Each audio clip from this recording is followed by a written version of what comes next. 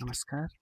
आज यस भिडियोमा म तपाईहरु कसरी एटेन्डेन्सहरू गर्दाखेरि यदि तपाईहरु मोबाइलबाट गर्दै हुनुहुन्छ भने जेनरली तपाईहरुले अब ल्यापटपबाट गर्दा अब यसरी एलाउ व्हाइल भिजिटिङ भनेर गर्नुहोला। अनि यदि तपाईहरु मोबाइलबाट ल्यापटपबाट गर्नुहुन्न भने मोबाइलमा तपाईहरुले एटेन्डेन्स ट्याबमा गएर विद्यापीठ एप्लिकेसनबाटै गर्न सक्नुहुन्छ र यसरी क्लास सेलेक्ट गरेर तपाईहरुले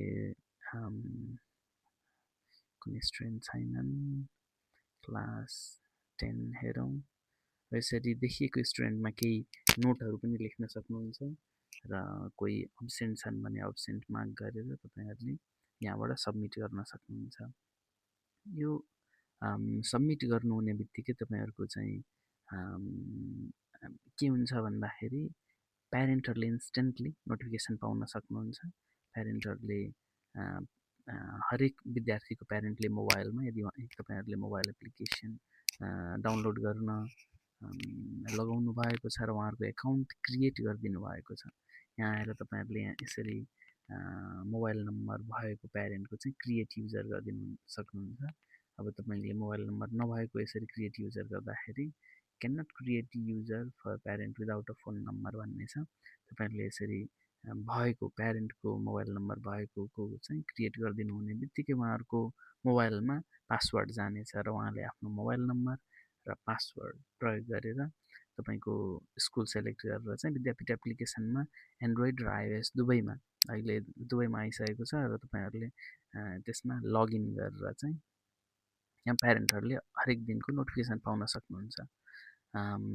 र एटेन्डेन्स साथसाथै यहाँहरुले तपाईहरुले दिनुभएको होमवर्कको नोटिफिकेसन पनि प्यारेन्टको फोनमा जानेछ र यो भिडियोमा अरु तपाईहरुलाई थप स्टुडेन्ट एटेन्डेन्सको विषयमा अरु के पनि भन्न चाहन्छु भन्दा तपाईहरु कुनै क्लास सेलेक्ट गर्नुभयो र यहाँ सो इयर एटेन्डेन्स क्लिक गर्नुभयो भने चाहिँ यो वर्षभरिको कुन महिनामा कति दिन कुन स्टुडेन्ट आयो आएन भन्ने चीज यहाँबाट देख्न सक्नुहुन्छ।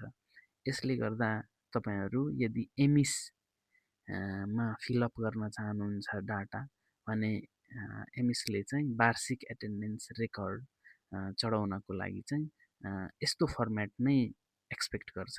यानि कि तपाईहरुको हरेक महिनामा कति दिन उपस्थित कति दिन अनुपस्थित भन्ने रेकर्ड तपाईहरुले यहाँबाट विद्यापीठमा भएको रेकर्डबाट चाहिँ यो नेपाल सरकारको एमिस मा चढाउन तपाईहरुलाई सहज हुन्छ।